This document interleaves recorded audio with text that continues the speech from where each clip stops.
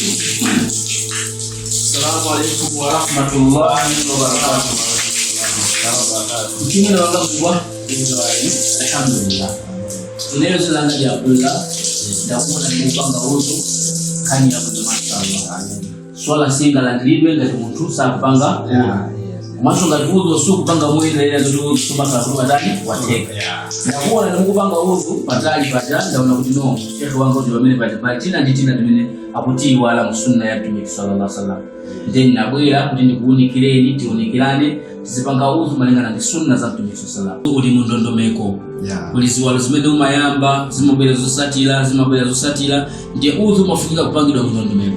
Suma ngoyamba china chilichonse chimene wasanga pamene pano mayamba fani ndikuunikireni ndondomeko yakapangidwa uzu. Nde swali yanga si zimene amayamba kupanga uzu sekulan tapu sekulan mazi kima samba mmanja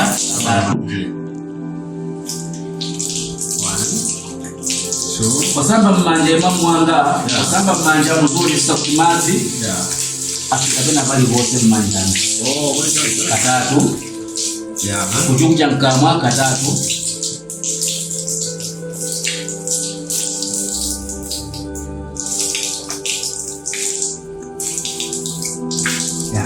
kusuka mkuno katatu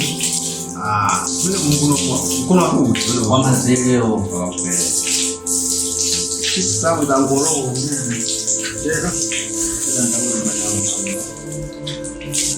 Kusuka ngombe ya yose katatu. Yote. Ngombe yose. Ngombe yose.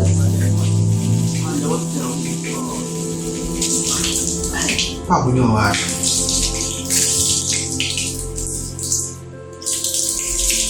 Mkono wanu wa manja katatu mpaka na mwakasuhutu. Mkono wanu wa manja katatu mpaka na mwakasuhutu.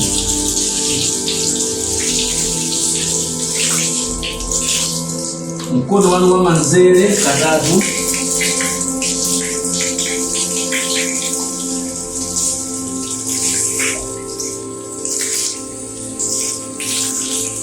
Mwakasuhutu mzapani mamutu katatu.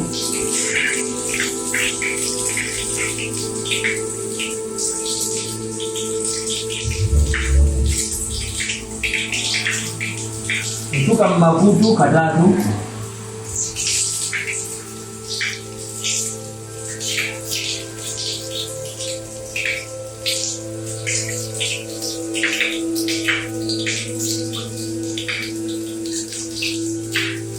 Mwendo wa manja mpaka na msomali katatu.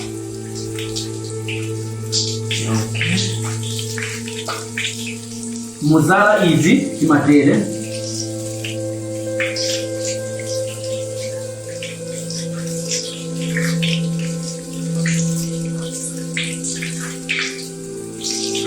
Mwendo wa manzere katatu.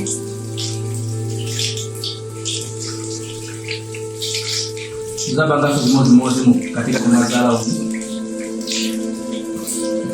Kama bila zikuru. Mapita. Okay. Mukatelo ndio kama maliza udhu malingana na sunna ya Mtume Muhammadin sallallahu ta'ala alayhi wasallam. Ndio kuyana hapo palidua pamene pachemene muntu amaendelea kuti apange pambuyo kutoa maliza udhu. Allahumma ij'alni min at-tawwabina waj'alni min al-mutatahhirina. Subhanahu milele mukampendeza Allah tabaraka wa taala. Jazakumullahu khair. Assalamu alaykum wa rahmatullahi wa barakatuh.